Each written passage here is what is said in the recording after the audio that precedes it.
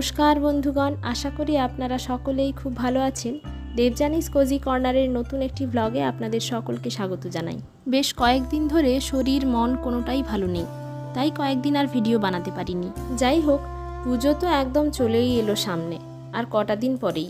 তবে গত বছরের পুজো থেকে এই বছরের পুজো অবধি সময়টা যে কিভাবে কেটে গেল বুঝতেই পারলাম না। রাত পোয়ালেই মহালয়া। তবে এই ভিডিওটা হয়তো মহালয়ার একদিন পরেই আপলোড করতে পারবো। গণেশ পুজোর আগে অবশ্য একবার ঘরদোর পরিষ্কার করেছিলাম, তবে এইবার পুজোর আগে ঘরের লুকটা একটু চেঞ্জ করব ভেবেছি। তবে খুব বেশি যে পরিবর্তন কিছু আনবো তা কিন্তু নয়। আসলে গরমের সময়টা ভেতরের বেডরুমে প্রচণ্ড পরিমাণে গরম হয়, আর তার তুলনায় বাইরের রুমটা অপেক্ষাকৃতভাবে একটু ঠান্ডা হয়। তাই ভাবছিলাম ঠাকুর ঘরটা ভেতরের ঘরে ট্রান্সফার করে দেব, আর আমাদের বাইরের ঘরটাকেই বেডরুম বানিয়ে নেব। তবে এর আগেও মা আর সোমের বাবা এরা দুজনেই একসময় বলেছিল যে ঠাকুর ঘরটা ভেতরের ঘরে ট্রান্সফার করে নিতে আর বেডরুমটা বাইরের ঘরে। আমি অতটা গুরুত্ব দিচ্ছিলাম না ব্যাপারটা। তারপরে আমিও ভেবে দেখলাম যে কথাটা অ্যাকচুয়ালি ঠিক, তাই সেই মতো আজকে মা মেয়ে দুজনে মিলেই লেগে পড়েছি। আর তাছাড়া আলমারি বা খাট এই ধরনের জিনিসপত্রগুলো এঘর ওঘর করা আমার বা মায়ের কারোর একার পক্ষেই সম্ভব না, বা আমাদের দুজনের দ্বারা হলেও খুব কষ্টসাধ্য ব্যাপার। তো সেজন্যও আমি একটু অনীহা দেখাচ্ছিলাম।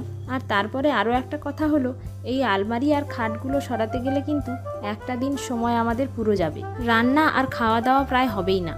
তাই মা বলেছিল আজকে আর তেমন কিছু রান্না করার দরকার নেই, একটু আলু সেদ্ধ ভাত হলেই চলবে। তো সেই মতো মাও নিজের ঘরে কাজকর্ম শেষ করে গুছিয়ে দিয়ে চলে এসেছিল, আর আমিও সকালবেলায় স্নান পুজো সবটা সেরে নিয়েছিলাম। এরপরে মা বলল প্রথমে বাইরের ঘর থেকে বড় আলমারিটা টেনে ভেতরের ঘরে ঢুকিয়ে দেওয়া হোক, তখন ভেতরের ঘর থেকে খাটের পার্টসগুলো একটা একটা করে খুলে এনে সাজিয়ে দেওয়া যাবে। তাই প্রথমেই একটা মাদুর পেতে আলমারি থেকে শাড়ি জামা কাপড় যা ছিল যাবতীয় জিনিসপত্র সব বার করে এক জায়গায় রেখে দিয়েছিলাম, কারণ খালি আলমারিটা টানতেই বেশি সুবিধা হবে।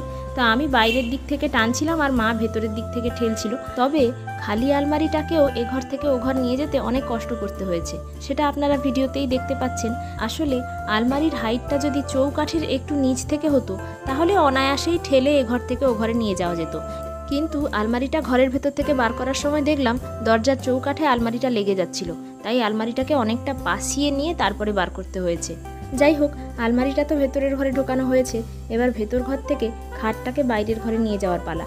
তাই খাটটাকে খোলার আগে এইভাবে 1-2 করে মার্কিং করে দিচ্ছিলাম, যাতে করে খাটটা খুলে ফেলার পর জোড়া লাগানোর সময় কোনো অসুবিধে না হয়। এবার মা মেয়েতে মিলে খাটের পার্টসগুলোকে আস্তে আস্তে খুলতে লেগেছি। এরপরে সামনের ঘরে এটাকে সেটও করে দেব। ততক্ষণ আপনাদের সাথে দু একটা কথা শেয়ার করে নিই। দেখুন, আমাদের মানব জীবন সমস্যায় জর্জরিত। কার জীবনে কখন কি ঘটছে বা ঘটবে আমরা কিন্তু আগে থেকে কেউই জানতে পারি না।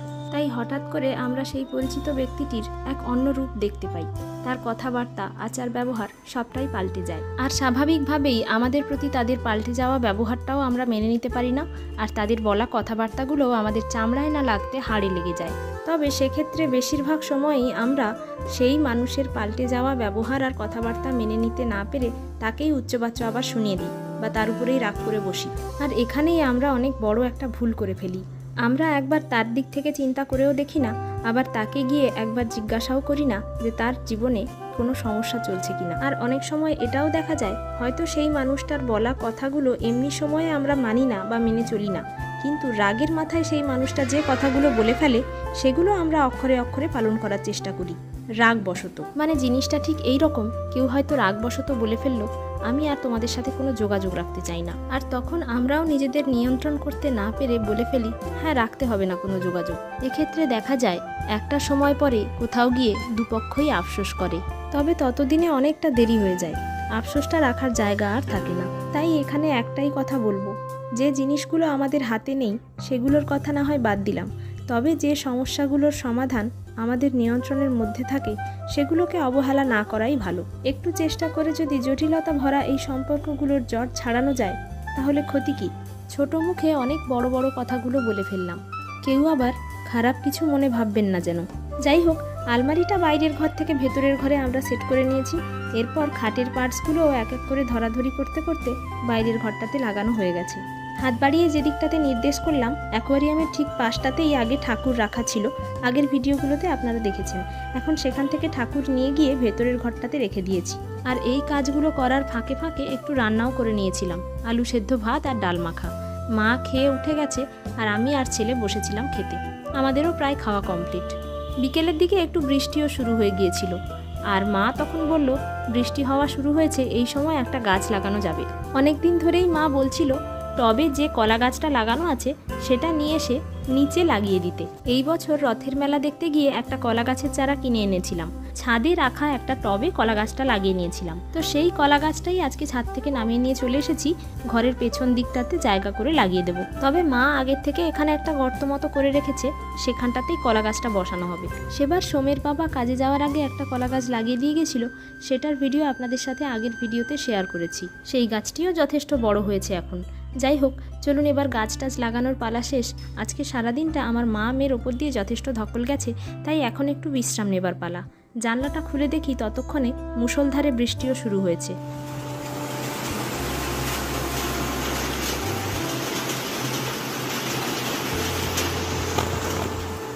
ঘর পোড়া গরু সিঁদুরে মেঘ দেখলে ভয় পায়।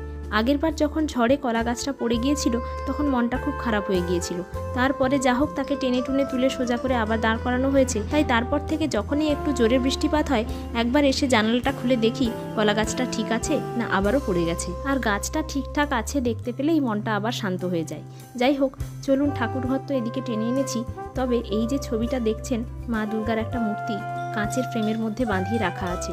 সেবার নাচিন্দা থেকে এই মূর্তিটা এনেছিলাম, আর এটাতে কারেন্টের প্লাগে গুঁজে দিলে লাইট জ্বলে। তো প্রথমে ভেবেছিলাম এই লাইটগুলো হয়তো নষ্ট হয়ে গেছে, তাই একবার চেক করছিলাম। দেখলাম খুব সুন্দর লাইট জ্বলছে, তাই ভেবেছি সারাদিনে একবার করে এটাকে কিছুক্ষণের জন্য জ্বালাবো। যাই হোক, চলুন তাহলে আজকের ভিডিওটা এখানেই শেষ করছি।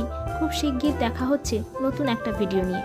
ততক্ষণ আপনারা সকলেই ভালো থাকবেন, সুস্থ থাকবেন আর সকলের খেয়াল রাখবেন। প্রার্থনা করি আপনাদের সকলের এবছরের দুর্গাপুজো খুব ভালো করে কাটুক। ভিডিওটা ভালো লাগলে ভিডিওটাতে একটা লাইক করবেন আর চ্যানেলটাকে সাবস্ক্রাইব করে পাশে থাকবেন। ধন্যবাদ।